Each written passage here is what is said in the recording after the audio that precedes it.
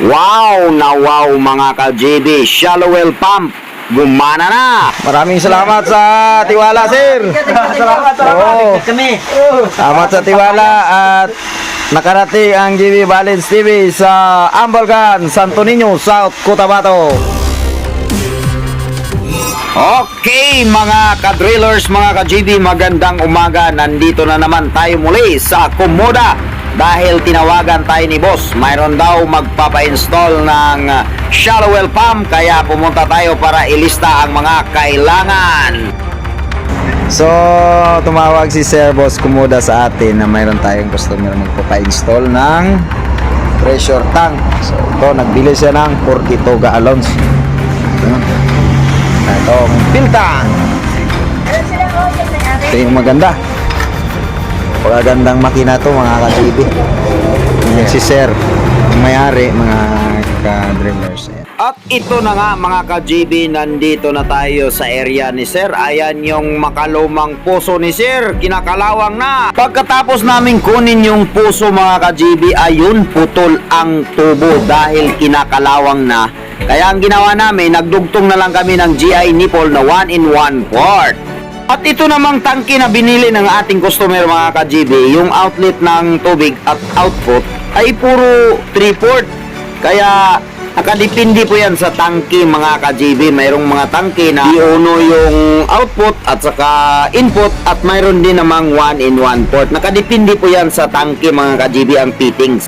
Fill tank naman yung brand ng tangke na binili ng ating customer mga ka-JB, at galvanized lang po ito mga ka-JB. Maganda talaga yung stainless pero mahal. So ayan na po yung dinugtong natin kanina na nipple, at ito naman yung napakaluma na nila na puso. Jetmatic po yan mga ka-JB. Medyo malakas po yan kasi malaki po yung kanyang piston. At ayan o, fill tank yung brand ng ating motor. So puro fill tank mga ka-JB. So ayan na mga ka-JB, gumana na po yung ating nasimbol na shallow well pump. Ayan, medyo malabo pa ang tubig kasi unang buga pa lamang yan mga ka-JB, pinapalinaw pa. Nasa 5 years na kasi na hindi na gumagana itong kanilang puso dahil mayroon silang nawasa or water district. So ang problema mga ka-JB, nasira yung makina ng water district, ang kanilang submersible, wala silang tubig. Ang buwan na wala silang tubig, malayo pa yung kinukuha nila ng tubig. Kaya ayun, pasya yung may-ari na paganahin muli at mapala tayo mga ka-JB dahil napakalakas po ng higop ng ating pump na 1.3 horsepower na shallow well pump. Fill tank po ang brand mga ka-JB. Ayan, napakalakas po ng tubig. At imaginein mo, 5 years na po na hindi ito ginagamit. Kaya ayun, medyo malabo pa yung tubig. Pero ayan, unti-unti na siyang lumilinaw mga ka-JB. Yan, hindi na tayo lugi dyan mga ka-JB. At inurasan po namin yan mga ka-JB. Naglagay po tayo ng timer kung ilang minuto bago mapuno yung tangke natin. Na ang ratio mga ka-JB ay 20-40 PSI mga ka-JB yung ratio. Yung pag-off niya nasa 40, tapos pag-under niya nasa 20 mga ka-JB. Ayan, akala nga namin mga ka-JB ay hindi na po gagana ito kasi yun nga, 5 years na hindi ginagamit ang puso na Jetmatic. At nagdududa na kami ni Banis na baka pinasukan na ito ng bato. Buti na lang mga ka-JB at wala namang nakapasok na bato. At paglagay namin ng shallow pump ay ayun, gumana pa. O, kumpleto na mga ka-JB yung linya. Ayan na, may mga plumbing na yan na nakaabang na ng mga linya.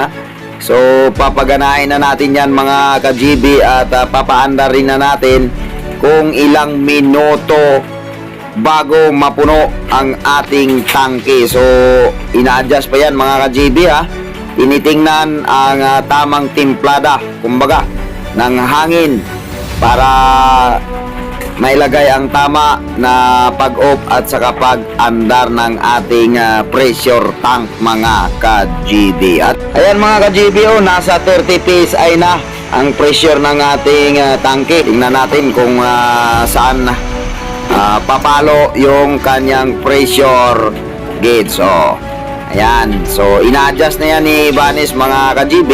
Sa mga hindi pa nakakaalam mga ka-GB na mag-adjust ng pressure switch mga ka-GB, yung malaki, yan po yung para sa shut off mga ka-GB. Kung higpitan mo, tataas yung pressure. Kung luluwagan mo, bababa yung pressure. At yung mahaba mga ka-GB, yung maliit ang spring, yun po yung para umandar muli ang ating makina. Kasi automatic yan mga ka-GB, off and on. Ayan. So, talagang i-adjust natin na papalo talaga sa 2040 para sure ball po tayo mga ka-GB.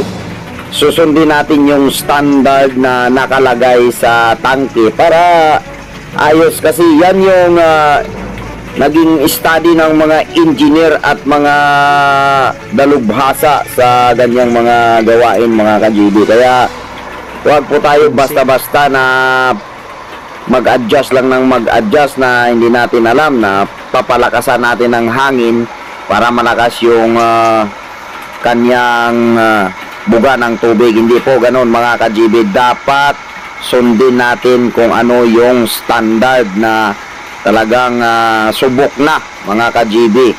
Huwag po tayong mag-invento dyan, baka delikado yung ating aabutan mga ka-GB ha. So shout out nga pala sa ating mga followers, subscribers na palaging sumusuporta sa JB Balance TV. Shout out kay Boss Oldarico Takashi mga ka-GB, at saka kay Bacolod Vlogs ng Canada. Nandyan na sa Canada yung ating kaibigan na si Bacolod Vlogs. Ayun mga ka-GB, oh, umandar siya. Pagpalo niya sa 20 PSI. Yan po yung pag-andar ng ating motor. Kasi nakasit up po yan doon sa ating pressure switch mga ka-GB. So aantayin natin mga ka-GB kung talagang mag-cut off siya sa 40 PSI. Kasi yun yung standard na pinag-usapan natin kanina. Mahalaga po ito mga ka-GB para sa ating safety. Para safety talaga yung ating gamit at hindi masira kaagad. Sundin talaga natin yung standard na nakalagay. Ayan, malapit na siyang pumalo sa 40. Yan, konti na lang mga ka-GB at aabot na sa 40. Okay. At ayan mga ka-GB, nag-shut off na ang ating makina. So 40 P. Maraming salamat sa tiwala, sir. Salamat kami. Salamat sa tiwala at nakarating ang JB Balance TV sa Ambalgan, Santo Niño, South Cotabato. Thank you. Shout out sa ating mga amigo dito. Shout out. Shout out sa mga kaibigan natin dito. Yan, may tubig na sila kasi yung tubig ng barangay ay sira pa. So wala pang budget daw na magpaayos. So ito na. Maraming salamat. Maraming salamat din sa tiwala.